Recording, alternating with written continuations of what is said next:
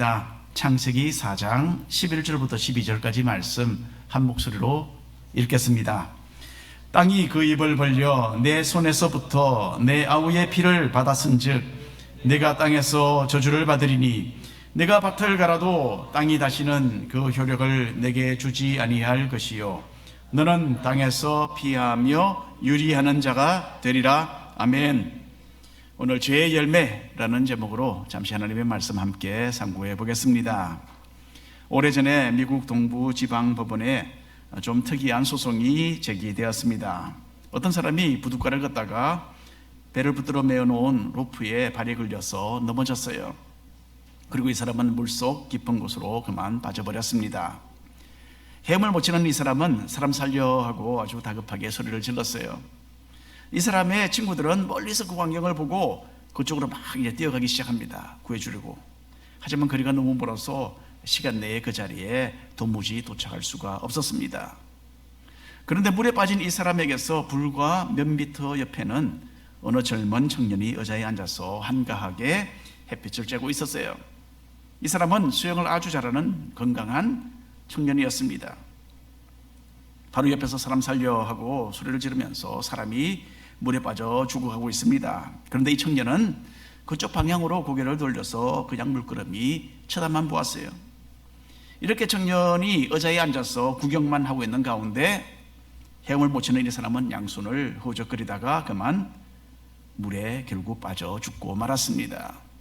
실제로 있었던 이야기입니다. 믿겨지지 않죠, 그렇죠?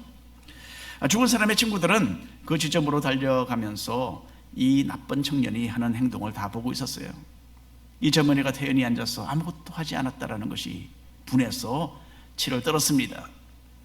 죽은 사람의 가족들은 그 후에 아무런 이유 없이 사람이 죽어가도록 내버려둔 그 청년을 상대로 소송을 걸었습니다. 한 사람의 생명에 대해서 전혀 무관심했던 그 청년에게 어떤 크나큰 형벌이 내려지기를 가족들은 요구했던 거예요. 어떤 판결이 내려졌을까요? 판사를 포함해서 그 법정에 참석해 있던 모든 사람들은 그 청년의 행동에 대해서 분노했습니다. 하지만 결국 무죄 판결이 났어요. 그 청년이 물에 빠진 사람을 구해 주어야 할 아무런 법적인 책임이 없었다라는 것이 이유였습니다. 참 충격적인 상황이었고 우리 일반인들의 그냥 보기에는 참 뜻밖의 그런 판결이었겠지만은 이것이 우리가 사는 이 세상의 법입니다. 법에 의하면 가족이나 의사나 구조원처럼 사람을 구해야 할 책임이 있는 사람이 아니라면 죽어가는 사람을 외면했다 해서 그 행동이 죄가 되지 않는 것입니다. 도덕적으로는 명백하게 잘못되었죠. 하지만 세상의 법은 이렇게 한계가 있는 것입니다. 우리는 잠시 이 죽어가는 사람을 편안히 의자에 앉아서 지켜만 보았던 그 청년에 대해서 생각을 해보기를 원합니다. 무엇이 이 청년으로 그렇게 악한 행동을 취하게 했을까요? 오늘 말씀에서 그 해답이 우리가 있는 것을 우리가 보게 될 것입니다. 먼저 1번 함께 읽어보겠습니다. 두 가지 제사.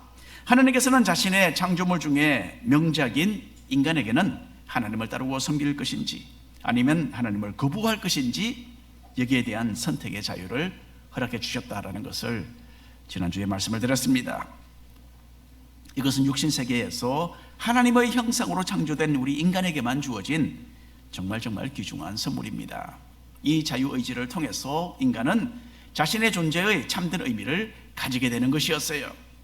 선악과 열매를 맺는 나무가 에덴 동산에 있어야만 했던 이유가 또 바로 여기에 있습니다. 인간이 자발적으로 하나님을 믿고 의지하며 살아갈 것인지 아니면 하나님에게서 등을 돌릴 것인지에 대한 선택이 이 나무에 대한 결정으로 표현될 수 있었던 것입니다. 원수마귀는 뱀을 앞세워서 아담과 하와를 깨었고 하나님을 거짓말쟁이로 만들었죠. 그리고 인간들로 지혜롭고 높아져서 하나님처럼 되라 그렇게 깨었습니다. 인류의 조상들은 원수마귀의 속삭임에 속아 넘어가고 말았어요.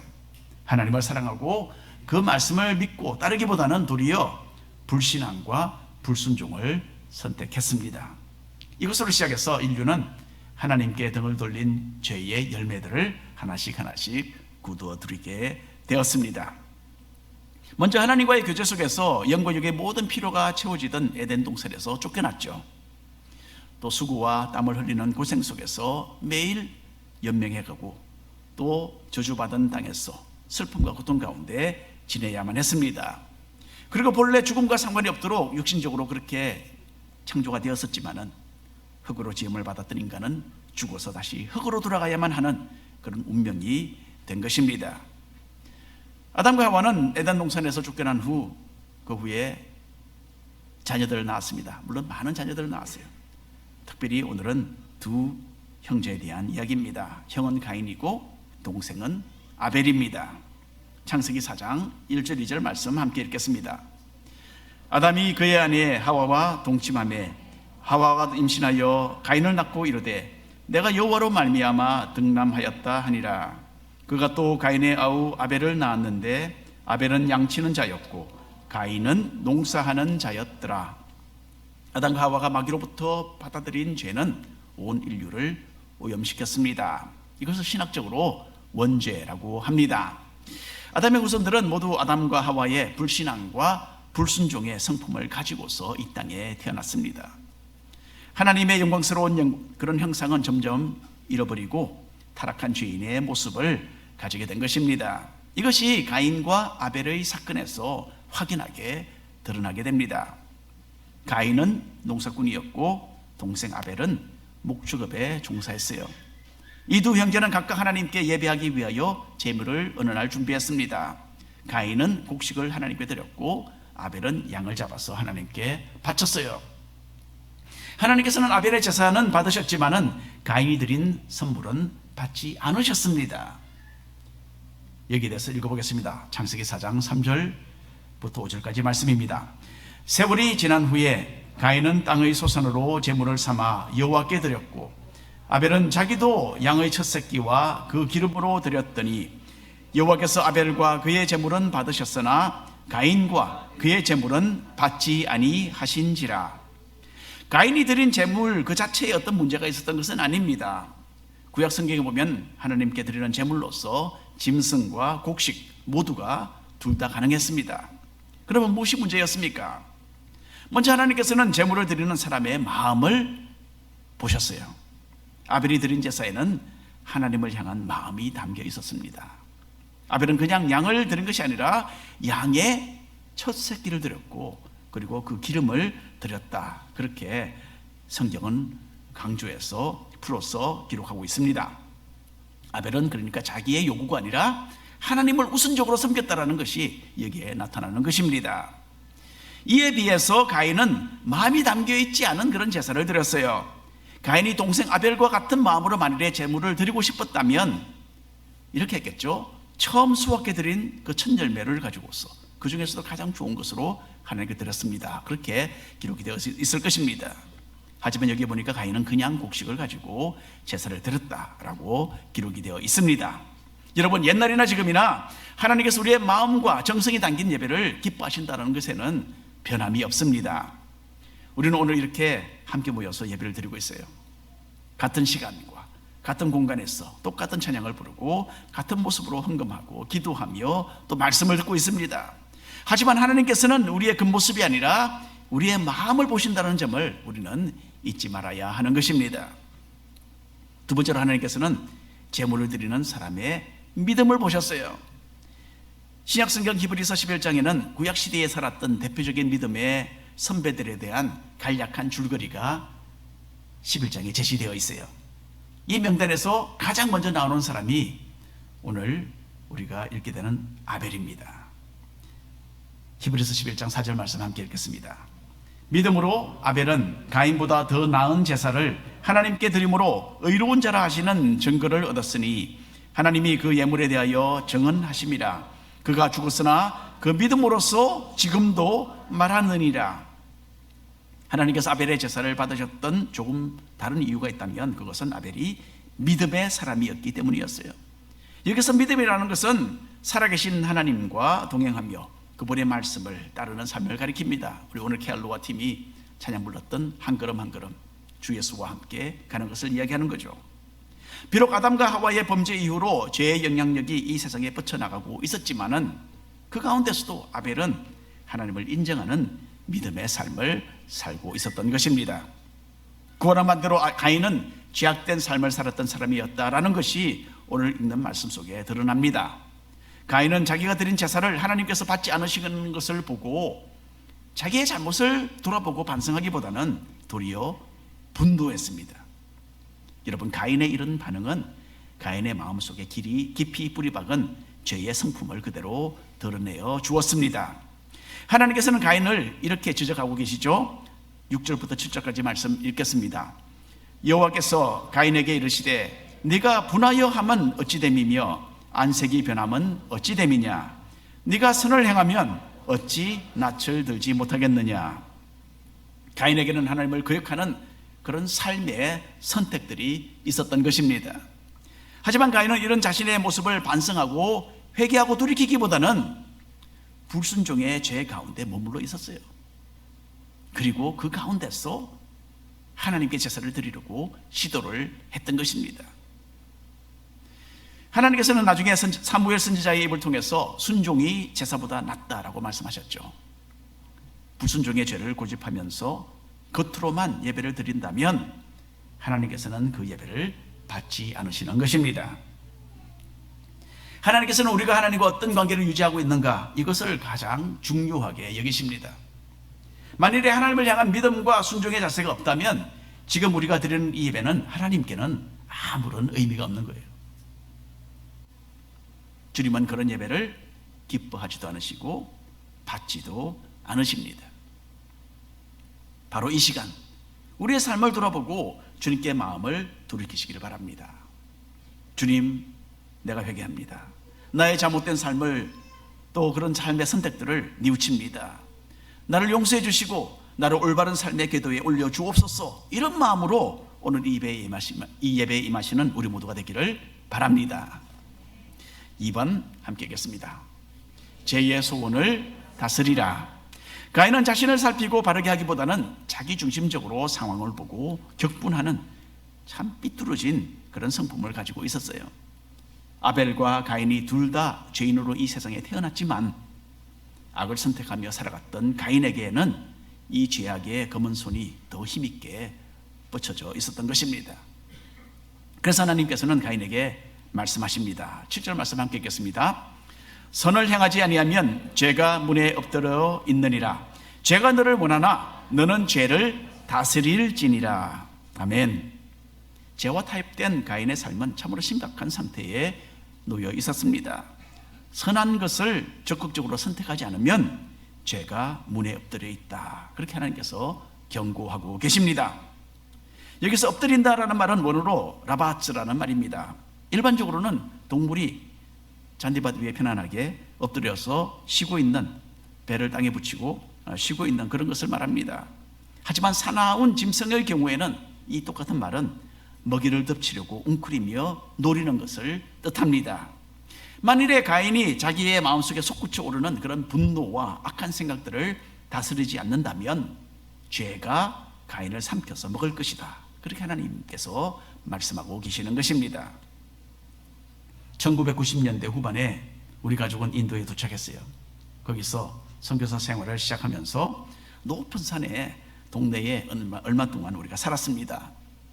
험한 히말라야 산 속에는요, 대낮에도 사나운 짐승이 나옵니다.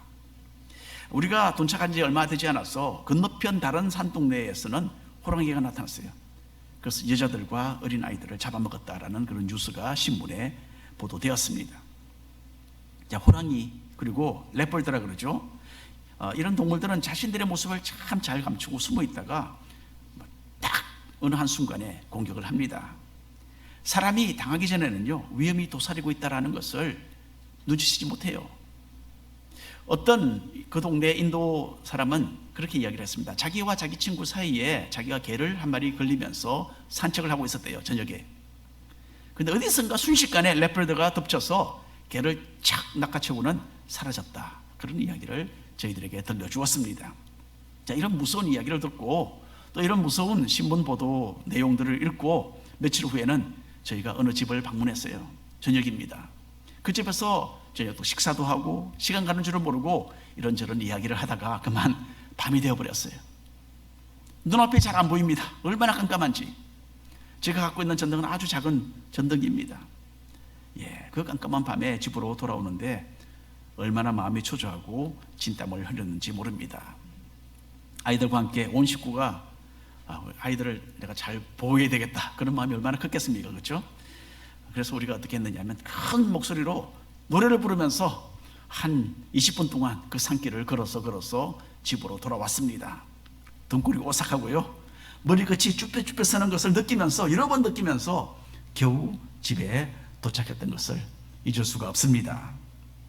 여러분, 우리 앞에 웅크리고 있는 죄를 늘 이렇게 경계하는 그런 깨어있는 믿음 생활을 할 수 있으면 얼마나 좋을까, 그런 생각을 해보게 됩니다.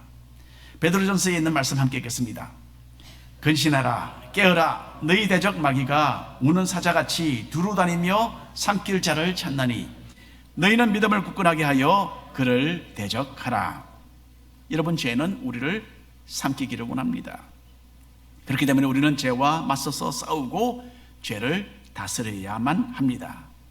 우리 마음속에서 일어나는 이 죄의 충동을 우리가 다스리지 못하면요, 우리는 죄의 소나기에 사로잡혀서 점점 더 깊은 죄의 수렁 속에 빠질 수밖에 없는 것입니다.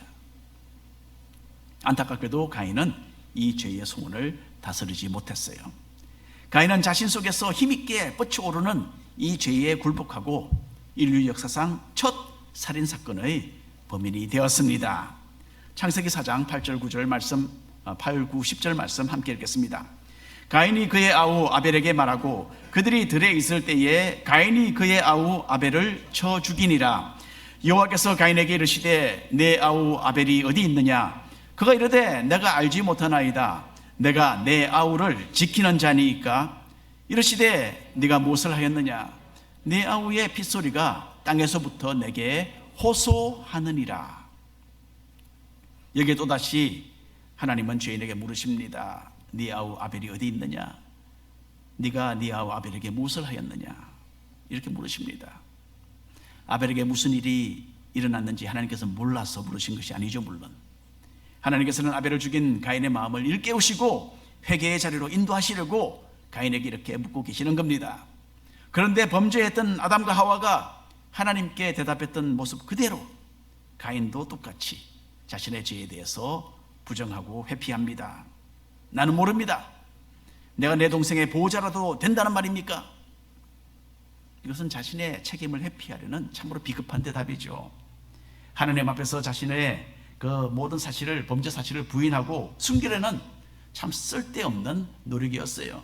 뿐만 아니라 가인은 내가 내 아우를 돌보는 사람입니까? 내가 내 아우를 돌보는 사람입니까? 라고 오히려 하나님께 대붙는 참으로 뻔뻔한 자세를 여기에 취하고 있습니다. 하지만 가인은 이 범행을 결코 하나님 앞에 숨길 수 없었어요. 모든 것을 아시고 모든 사람을 심판하시는 거룩하신 하나님 앞에서는요, 만물이 벌거벗은 것처럼 드러날 수밖에 없는 것입니다. 창세기 4장 11절 12절 말씀 함께 읽겠습니다. 땅이 그 입을 벌려 내 손에서부터 내 아우의 피를 받았은즉 네가 땅에서 저주를 받으리니 네가 밭을 갈아도 땅이 다시는 그 효력을 내게 주지 아니할 것이요 너는 땅에서 피하며 유리하는 자가 되리라. 이 범죄로 하나님은 가인이 가꾸던 땅에 저주를 내리십니다. 땅이 저주를 받아서 가인이 다시는 농업으로 생계를 꾸려나갈 수 없게 되었어요. 이렇게 가인은 저주를 받아서 이곳저곳을 방황하며 떠돌아다니는 그런 사람이 된 것입니다. 아담과 하와가 마귀로부터 받아들인 이 죄의 오염은 온 인류에게 미쳤습니다. 이것을 원죄라고 하죠. 우리는 모두 아담과 하와의 불신앙과 불순종의 성품을 가지고서 이 세상에 태어났습니다. 모든 사람은 자연적으로 죄에 대해서 참으로 강력한 그런 매력을 느끼고 살아요. 우리 속에 건재하는 이 죄성을 보여주는 것입니다. 이 죄를 따라가면 죄의 열매를 맺고 하나님의 심판 아래에 떨어지고 마는 것입니다. 죄가 우리를 강하게 끌어당기는 것을 느낄 때에 성령의 도우심으로 우리는 이 죄의 소원을 다스려야만 합니다. 아담과 하와의 그 죄악된 성품을 타고난 우리는 끊임없이 이렇게 영적인 전쟁을 치러야만 합니다. 우리 믿는 사람들의 목표는 여러분, 하나님을 향한 믿음과 순종을 통하여서 예수 그리스도를 닮아가는 것이다라는 것, 이것은 늘 마음에 되새기시기를 바랍니다. 오늘 결론의 말씀을 드립니다. 오늘 말씀을 통해서 우리는 먼저 올바른 예배가 무엇인지를 잠시 생각해 보았습니다. 겉으로는 형식에 맞추어서 예배에 임하지만은 속으로는 하나님께 아직 넘겨드리지 않은 그런 삶의 부분들을 고집하는 그런 어리석은 모습이 우리에게 있을 수 있습니다. 하나님은 자신과 우리와의 관계가 막히지 않고 건강하게 유지되는 것을 가장 중요하게 여기십니다. 로마서 12장에 있는 말씀 한 목소리로 읽겠습니다. 그러므로 형제들아, 내가 하나님의 모든 자비하심으로 너희를 권하노니 너희 몸을 하나님이 기뻐하시는 거룩한 산 제물로 드리라. 이는 너희가 드릴 영적 예배니라. 너희는 이 세대를 본받지 말고 오직 마음을 새롭게 함으로 변화를 받아 하나님의 선하시고 기뻐하시고 온전하신 뜻이 무엇인지 분별하도록 하라. 아멘. 나의 여러 관심사보다 하나님이 더 중요합니다. 이렇게 말할 수 있으십니까, 여러분? 그러면 하나님께서 오늘 우리가 드리는 이 예배를 기쁘게 받으실 것입니다. 그리고 물에 빠져 죽어가는 그 사람을 그대로 방치해 두었던 그 청년, 한번 다시 기억해 보십시오. 어떻게 이 청년은 그토록 악한 사람이 되었을까요? 하나님의 형상으로 지음받았음에도 불구하고 가인의 뒤를 쫓아서 죄를 다스리지 않고 원수마귀를 닮아갔기 때문에 일어난 죄의 열매입니다. 종교개혁자 마틴 루터는 이렇게 말했습니다. Nothing is easier than sinning. 죄를 짓는 것보다 더 쉬운 일은 없다. 우리는 죄인이기 때문에 그래요. 그만큼 우리는 죄를 먹고 마시며 살아가고 있습니다. 비록 성화의 과정 가운데 있는 우리지만은 여전히 우리 모두에게는 죄의 소원이 있습니다. 죄와 타협하면 우리는 죄의 열매로서 영적인 패배를 거두어 드릴 수밖에 없습니다. 이전에 살았던 믿음의 선배들처럼 매일 매 순간마다 죄를 다스리며 믿음과 순종을 선택하는 우리 모두가 되기를 간절히 바랍니다. 아멘. 함께 기도하겠습니다. 주 하나님 아버지, 오늘도